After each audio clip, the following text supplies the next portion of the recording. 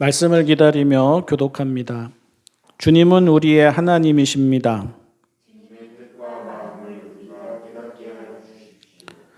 오늘 하나님께서 우리에게 주시는 말씀은 누가복음 2장 25절에서 32절까지의 말씀입니다.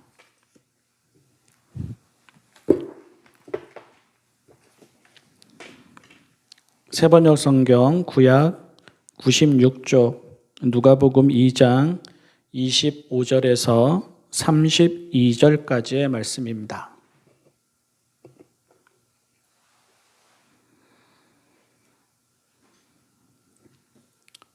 그런데 마침 예루살렘에 시므온이라는 사람이 있었는데 그 사람은 의롭고 경건한 사람이므로 이스라엘이 받을 위로를 기다리고 있었고 또 성령이 그에게 임하여 계셨다. 그는 주님께서 세우신 그리스도를 보기 전에는 죽지 아니할 것이라는 성령의 지시를 받은 사람이었다. 그가 성령의 인도로 성전에 들어갔을 때에 마침 아기의 부모가 율법이 정한 대로 행하고자 하여 아기 예수를 데리고 들어왔다. 시므온이 아기를 자기 팔로 받아서 안고 하나님을 찬양하여 말하였다. 주님, 이제 주님께서는 주님의 말씀을 따라 이 종을 세상에서 평안히 떠나가게 해주십니다.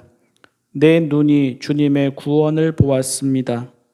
주님께서 이것을 모든 백성 앞에 마련하셨으니 이는 이방 사람들에게는 계시하시는 빛이요 주님의 백성 이스라엘에게는 영광입니다. 아멘.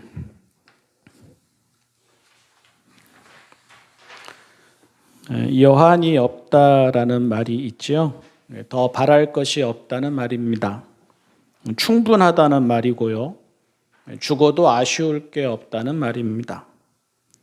여러분에게는 무엇이 그러한 일입니까? 로또라도 당첨이 되어서 부자가 되는 일입니까? 하는 일에 성공해서 능력을 인정받는 일입니까? 자녀들이 잘 되어서 좋은 대학 들어가고 좋은 직업을 갖는 일입니까? 경제적으로나 시간적으로나 쪼들리지 않고 남들만큼 먹고 살면서 여행도 가고 즐길 것도 즐기고 가질 것도 갖는 그러한 일입니까? 시편 23편 1절에서 다윗은 주님은 나의 목자이시니 내게 부족함 없어라 노래하였습니다. 여기서 부족함이 없다는 말이 원어의 의미를 살리면 바라는 게 없다는 말입니다. 충분하다는 말이고 여한이 없다는 말입니다. 그냥 이대로 끝나도 좋다는 말이고 오늘이 마지막이어도 아쉬울 게 없다는 말입니다. 소원이 없다는 말입니다. 우리가 잘 알듯이 다윗이 형통한 인생만을 살지는 않았습니다. 뜻밖의 왕으로 기름 부음을 받는 바람에 젊어서는 사울에게 쫓겨서 발붙일 곳도 없이 떠돌아다녔습니다. 왕이 되고 나서도 풍파는 끊이지 않아서 반란이나 자녀들의 문제로 마음 편할 날이 없었습니다. 하지만 성경을 보면 다윗은 그 어디에서도 이제 그만 떠돌고 평안하고 안정되게 살아가면 여한이 없겠다 하거나 나라나 가정이나 시끄러운 일 없이 형통하면 더 바랄 것이 없겠다 하는 말이 없습니다. 또한 이제 온 나라의 왕이 되었으니 여한이 없다 하는 말도 하지 않았고 이제 반란이 잠잠해지고 민심이 돌아왔으니 아쉬울 게 없다 하는 말도 하지 않았습니다. 누구라도 그런 말을 할 것 같지 않습니까? 어렵고 힘들기에 더더욱 그런 말을 하게 될 것 같지 않습니까? 다윗이 참 많이 탄식도 하고 울기도 하지 않았습니까? 그러니 충분히 그럴 만하지 않습니까? 사울의 위협만 없으면 여한이 없겠다. 집에서 안정되게 살아갈 수만 있으면 여한이 없겠다. 왕이 되면 여한이 없겠다. 나라가 안정되면 여한이 없겠다. 자녀들이 속 썩이지 않고 잘 자라면 여한이 없겠다. 백성들에게 존경을 받고 좋은 소리를 들으면 여한이 없겠다. 젊어서 고생을 많이 했으니 이제 늙어서는 건강하고 평안하게 살면 여한이 없겠다. 할 만하지 않습니까? 그럼에도 불구하고 다윗이 바라는 것은 그런 것들이 아니었습니다. 다윗을 충분하게 하는 것도 그런 것들이 아니었습니다. 주님은 나의 목자이시니 내게 부족함 없어라. 하나님이 목자이시니 여한이 없다고 하였습니다. 하나님이 그를 인도하시니 아쉬울 게 없다고 하였습니다. 하나님이 그와 함께 하시니 죽음의 그늘 골짜기로 다니게 되어도 두렵지 않다고 하였습니다. 하나님이 그의 목자이시니 그것으로 충분하다고 하였습니다. 하나님이 그의 곁에 계시니 다른 소원이 뭐가 필요하겠느냐 하였습니다. 올해도 이렇게 대림절이 시작되었습니다. 주님이 오시기를 기다리는 절기입니다. 주님이 오시기를 바라는 절기입니다. 그런데 왜 주님이 오시기를 기다립니까? 왜 주님이 오시기를 바랍니까? 아니, 주님이 오시기를 기다리기는 합니까? 주님이 오시기를 바라기는 합니까? 주님이 오시면 그것으로 충분합니까? 주님이 오시면 여한이 없습니까? 오신 주님을 기억하고 기념하고 축하하는 성탄절은 기다리지만 다시 오실 주님을 기다리지 않는 것이 오늘의 교회와 신앙인들의 모습에 더 가깝지는 않습니까?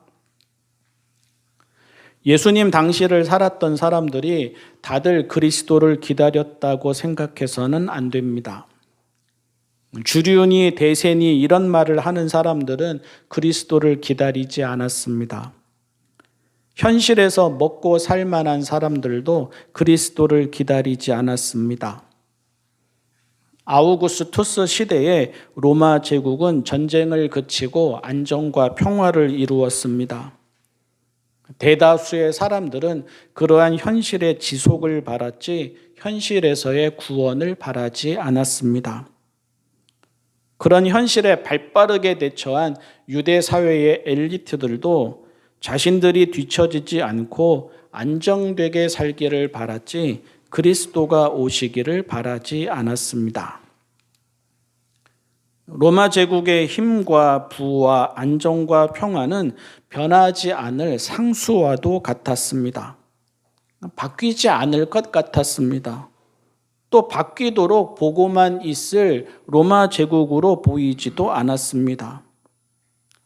언제 오실지도 모르는 그리스도가 신의 아들이자 구세주가 아니었습니다. 로마의 평화를 이룬 초대 황제 아우구스투스가 신의 아들이자 구세주이었습니다.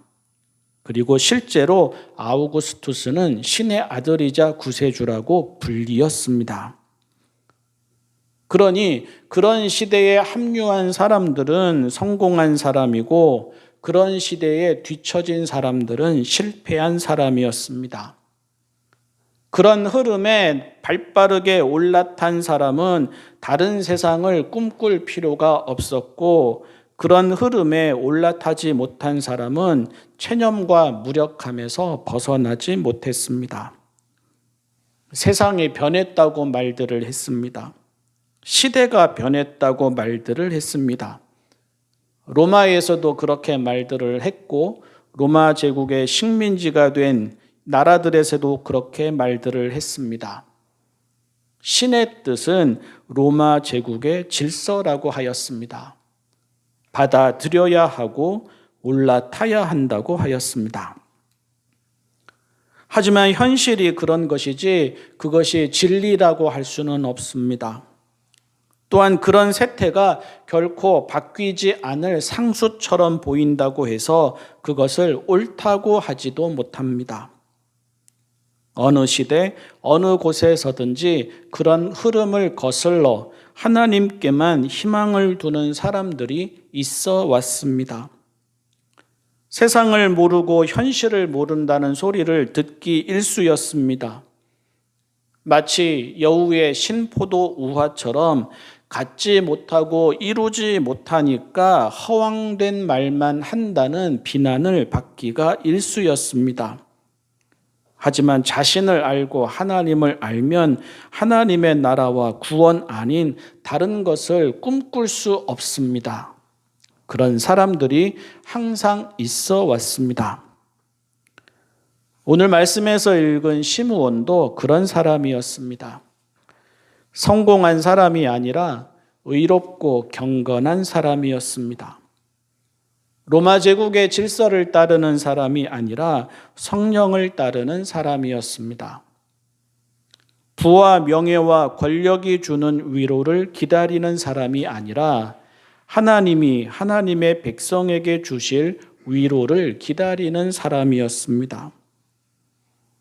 남들보다 편안하고 안정되게 살다가 여한 없이 눈을 감게 되기를 바라는 사람이 아니라 하나님이 보내신 그리스도를 보기 전까지는 죽지 않게 되기를 바라는 사람이었습니다. 그리고 마침내는 그 바람대로 되었습니다. 그가 성전에서 아기 예수님을 보고 한 말은 이제는 죽어도 여한이 없다는 말이었습니다. 주님, 이제 주님께서는 주님의 말씀을 따라 이 종을 세상에서 평안히 떠나가게 해주십니다. 내 눈이 주님의 구원을 보았습니다. 더 이상 바랄 것이 없다는 말입니다. 지금까지 살아온 보람이 있다는 말입니다. 이제는 되었으니 평안하게 눈을 감을 수 있겠다는 말입니다. 그에게 평안은 하나님의 구원이고 그에게 희망은 그 구원이 나타나는 것을 두 눈으로 보는 것이고 그에게 기쁨은 그가 그 구원 안에 있다는 것이었습니다. 예수님을 뵈었다는 사실이 그에게 자유와 생명이 되었고 예수님이 이루실 일에 대해 기대할 수 있다는 것이 그에게 이제는 다 되었다는 위로와 영광이 되었습니다. 그 옛날 다윗이 하나님이 목자이시니 충분하다고 고백했듯이 그도 주님을 뵈었으니 충분하다고 고백했습니다.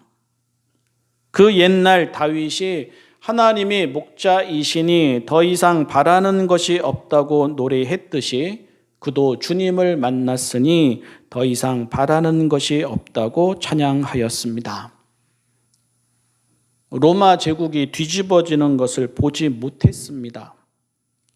예수님의 말씀을 듣지도 예수님이 하시는 일을 보지도 못했습니다.